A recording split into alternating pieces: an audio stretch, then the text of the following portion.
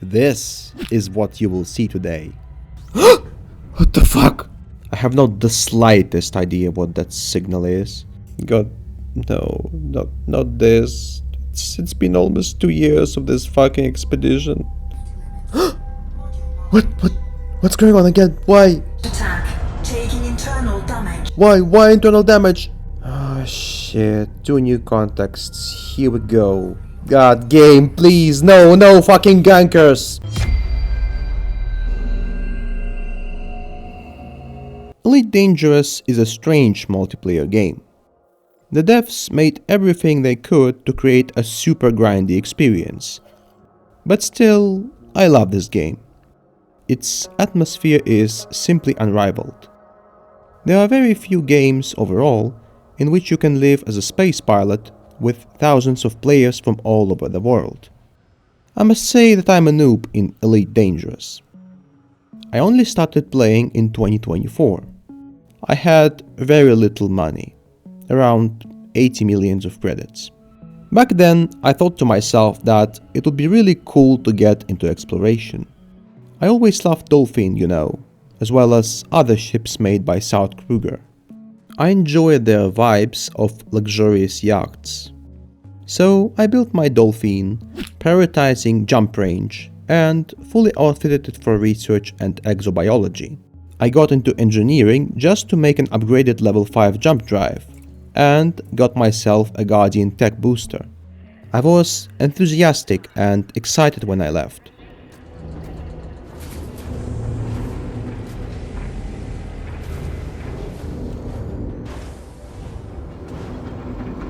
I thought to myself, this is going to be a fast expedition.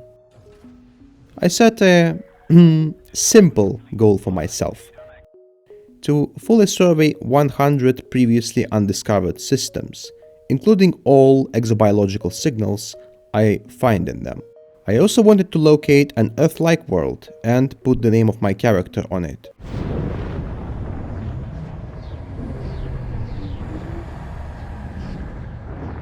This simple task, however, ended up not very simple.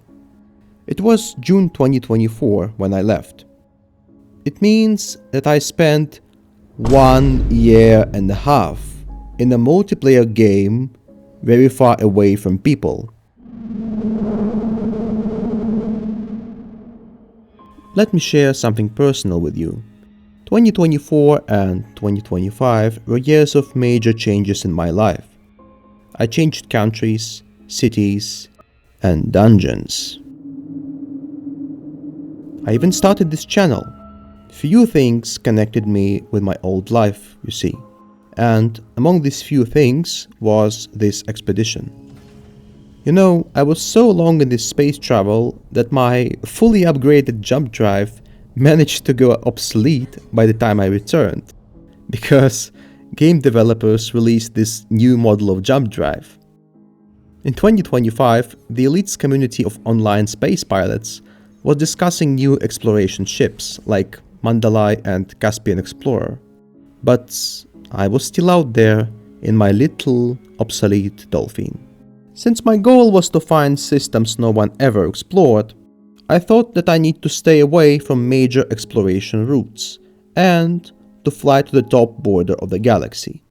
I used neutron stars to boost my jump range. Warning, frameshift drive operating beyond safety limits. Frameshift drive supercharged. And found a very narrow, very specific route to this isolated cluster of stars that you can see on the map.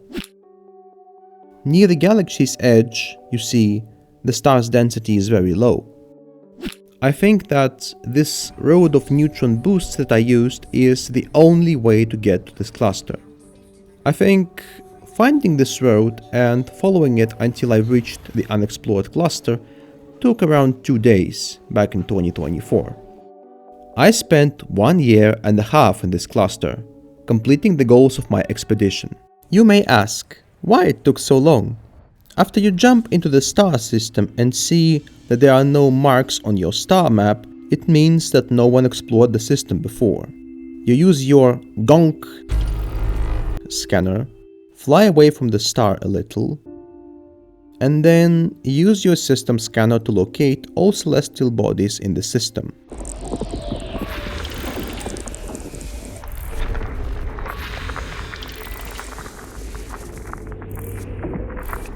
System scan complete. After that, you have to fly to all planets you find interesting. To get all the data about planet's surface, you launch probes at each of them. Surface scan complete. Sometimes the planets of interest are 400,000 light seconds away from you, and flying towards them took a lot of time. Still sounds easy enough, right? Exploration, however, starts being really time-consuming when you begin doing exobiology. When you scan the system scanner will inform you if the planet has exobiological signals. Each exobiological signal means a specific species of plants, mushrooms, and so forth. After you approach the planet and probe it, you will learn where you should land on the planet to scan the plants. Typically, there were 1 to 3 exobio signals. However, I also encountered many planets that had from 6 to 8 exobiological signals. And this is when the grind-loving nature of Elite's developers comes into play. Flying to the planet and landing on each one may be quite time-consuming already. But the developers made the far worse than that. To collect a sample ready for sale, you need to scan the plant of the same type 3 times. You can't even collect the samples from neighboring plants. The game will tell you that the genetic diversity is insufficient. That means you have to move far away from this group of organisms and only then to collect another part of a sample. To collect the full sample from one exobiological signal, you have to land 3 times. Sometimes you are lucky, and the last part of sample 1 is in the same place as the first part of sample 2, but these occasions were rare. To fully survey the planet that has, say, 6 exobiological signals, you will realistically need to land on it around 15 times, or even 18 landings if you are unlucky. But you may move with your land vehicle or on foot, one may say. If you do so, it will take even more time to collect the samples. You will spend literal weeks on one planet if you use anything other than your ship for moving around the exobiological signals. So, flying around on ultra-low altitudes is a best option for exobiologists. Exobiological signals are often located in different places of the planet. You can't find them in one area. Very often, I needed to explore a plain area of the planet and the mountainous one to gather all the samples from it. And speaking of mountains, landing in uneven terrain may be super complicated.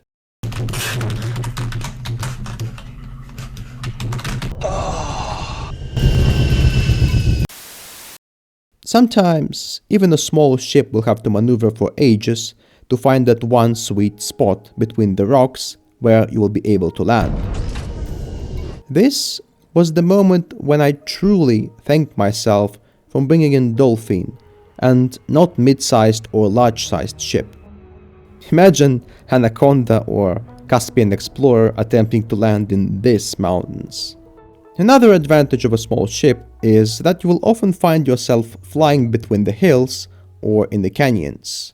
And this is obviously something small ships are far better at.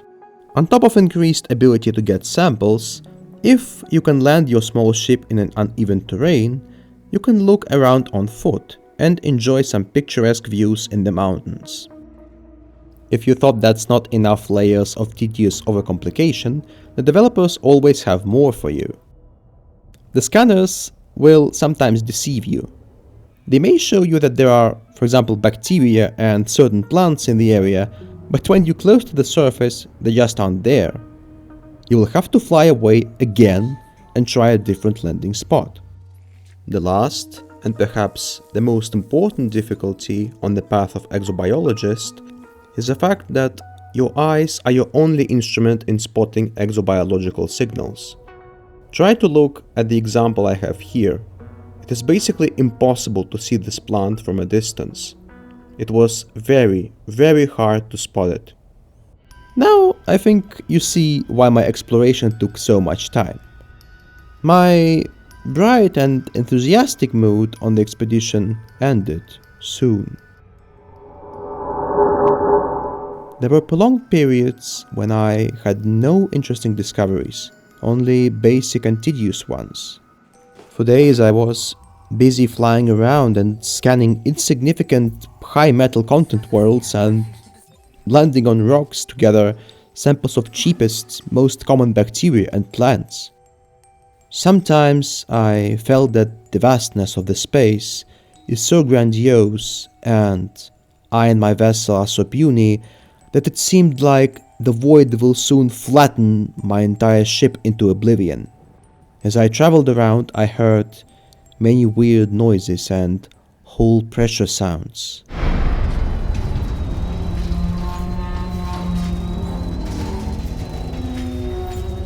Lots of strange cracking.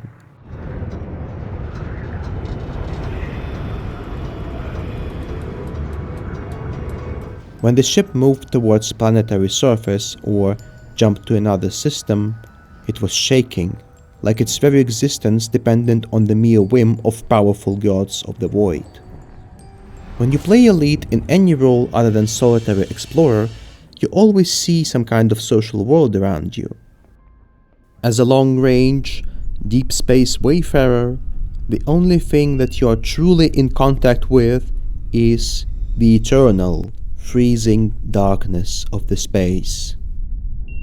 Of course, from time to time I found something that reignited my interest for this expedition. I found a lot of terraformable worlds and water planets. Events like this really helped me to keep going. These successes, however, awakened other demons in my soul. As my expedition progressed, I've started to feel a very special fear. Elite Dangerous, to this day, is one of the very few games I ever dreamed a nightmare about. I've seen this nightmare maybe 5 times in 2 years. In this dream, I am closing to the planet's surface and then lose control of my dolphin and my ship crashed into the land. If you are going on a long-range expedition in Elite Dangerous, and if at any point you lose your ship, you will lose all the data you collected. Can you imagine losing a year of progress in any game simply because you were a little clumsy with your mouse or keyboard? This is the level of responsibility you are facing as a long-time explorer in Elite Dangerous. I think every gamer would be afraid, and that's why I had nightmares about this. Of course, these nightmares had a clear impact on the way I played. I never made any risky maneuvers. When I was flying on low altitudes, I always did it on very low speeds. My fears intensified over time, and I grew more and more cautious. I was so paranoid that I only logged out of the game after landing on planets, because it seemed safer. I was always afraid of any problems with internet connection, so I only started playing after checking its stability. This, however, was not the worst moment of deep space paranoia. There was one event, one so important that I commented it while playing the game.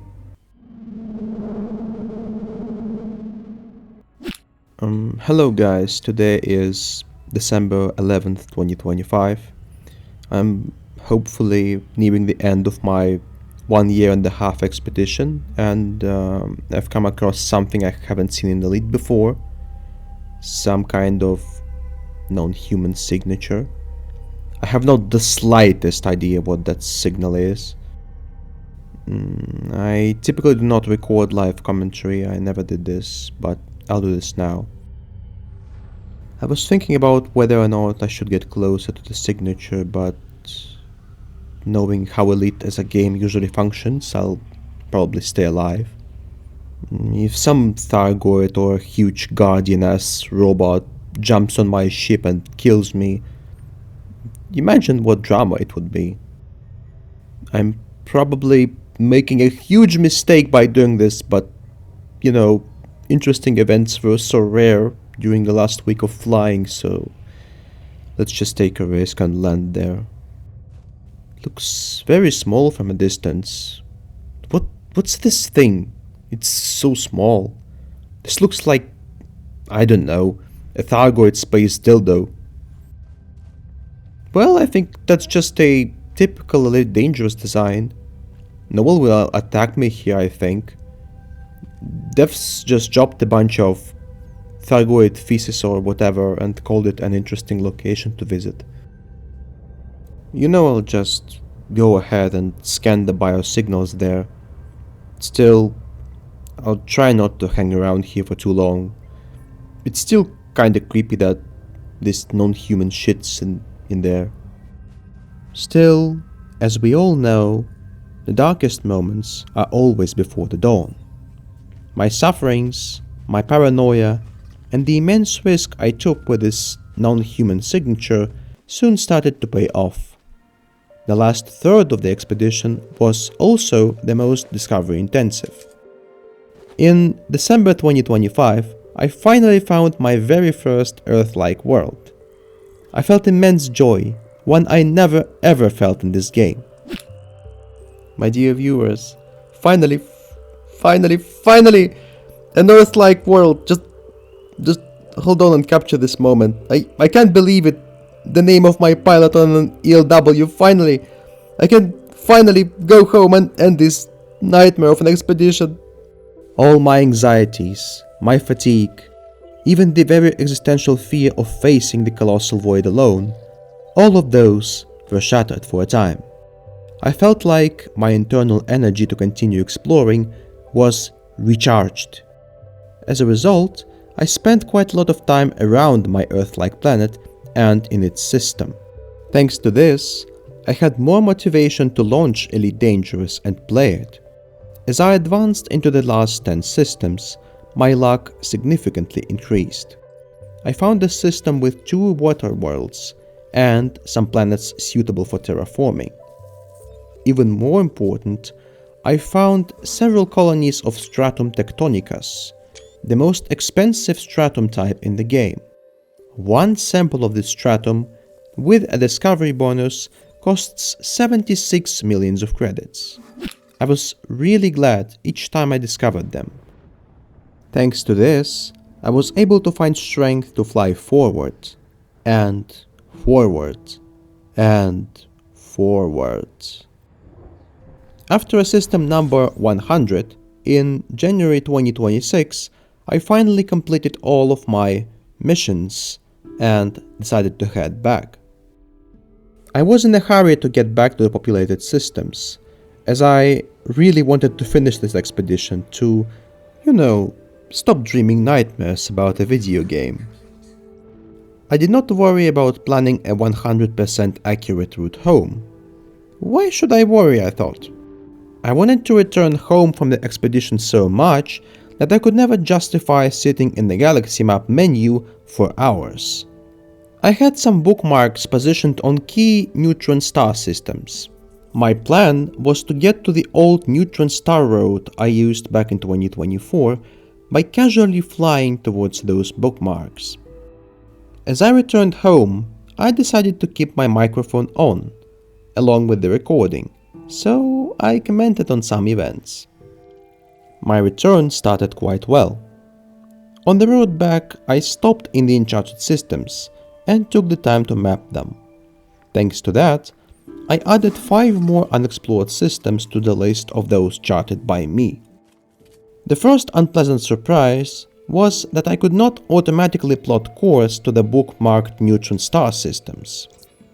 That's okay, I thought to myself. I believed that I could build my route as I fly forward, as I did when I arrived at the sector back in 2024. When I arrived at the first neutron star system, I was afraid of using it. Warning, frameshift drive operating beyond safety limits. You know guys, I was in this for almost 2 years and it's been a while since I used a neutron star, so I'm afraid now. I have no choice. Please, please, please. Okay. Soon, I remembered how I did this back in 2024 and jumped forward and forward. I kept scanning the systems if I found out that they were undiscovered. One of the jumps, however, made me jump. What the fuck? Please, no, let me turn. What the hell is wrong with this star? Shit. I was so scared by this star that I changed my course. No way I could risk all of my exploration data and my ship by entering the race of this insane star. After I changed my course, I relaxed. For a moment. Soon, however, I found out the sheer dangers of not planning your jumps in advance. One sloppy jump from a neutron star to a faraway system resulted in a real nightmare, a situation when I could not find where to jump next. God, what a fool I am. Shit. No. Is this how this ends? Just one jump and I'm stuck here forever. What do I do? Maybe I should seek polonium in the nearby systems so I could make the strongest jump injection? What if there's no polonium? God, no, not this. It's been almost 2 years of this fucking expedition. No. After more than 40 minutes of looking at the map, I found a white dwarf star to jump to. I wanted to try to jump downwards, to get to the segments of the map with higher star density. I jumped to an A-class star and started to look around. But then I spotted a...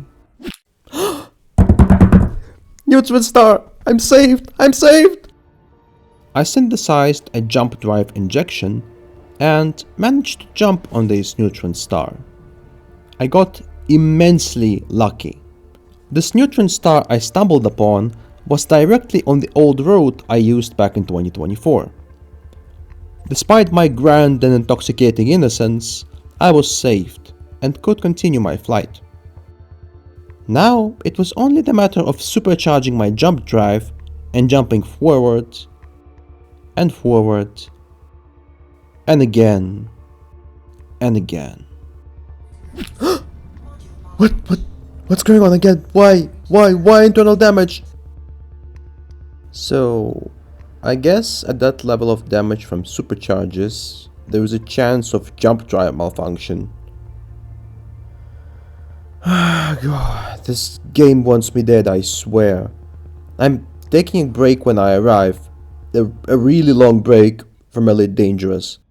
I made too many jumps with a neutron star supercharge, so my jump drive was now damaged. However, my ship build was prepared for this challenge. I had an automated repair system on board. I turned off the jump drive, synthesized ammo for my repair system, Weapons rearmed. and then fully repaired it.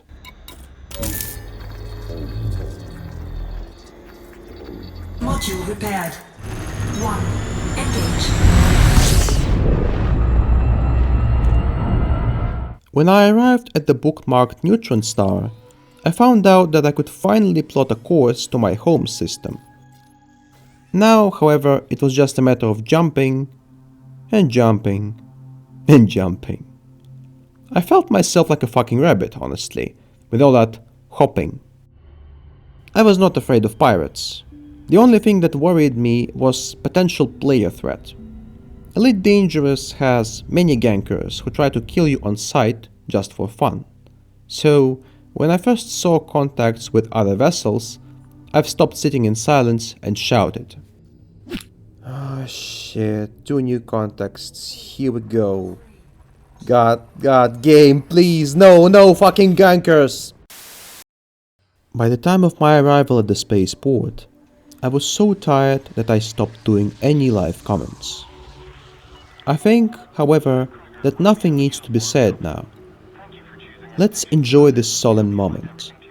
For the first time in almost 2 years, my ship returns to the port.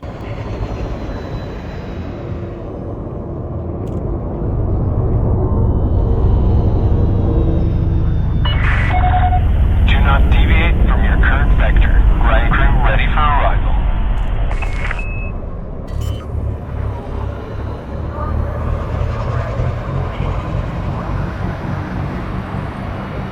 Landing gear deployed.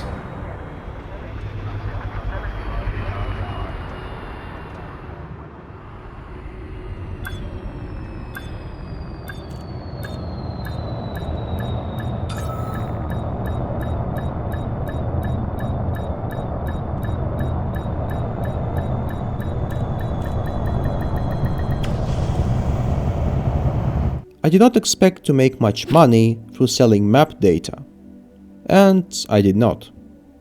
Exobiology was the main activity of my expedition, so I expected most of my revenue to come from that. The map data only brought my character 200 millions of credits. Nothing serious. The moment of truth was approaching. The outcome of this expedition fully dependent on my dealings with officers of Vista Genomics. When I arrived, I started selling my discoveries. I made 3,700,000,000 credits from selling my exobiological data. This is the amount of shit I scanned throughout my expedition. Remember, I'm a noob in this game. I only had 72 million credits when I started my journey, and now I had almost 4 billions. As you can see, I've had a quite large diversity of findings. If you want, pause the video and take a look at what I managed to find. I will show you everything I scanned. I will only highlight that the stratum tectonicus I found several times was extremely good at making me money. 76 million of credits, remember? Another organism I'd like to point your attention to is Tubus campagibus, which I located in great quantities. Each sample of that tubus brought me 31 million credits.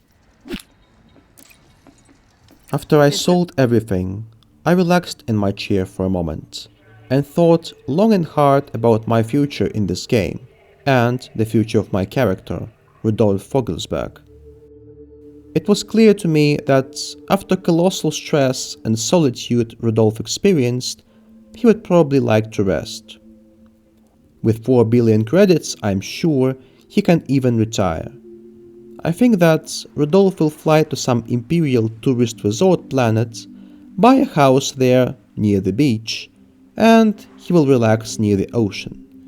He will do long walks, communicate with people, drink good tea, eat real food. He will do everything, in other words, everything in his power to relax and forget about the horrors of the void. As for me and you, my dear viewers, subscribe to the channel, like and comment this video. We will see each other soon, here in the Videological Dungeon.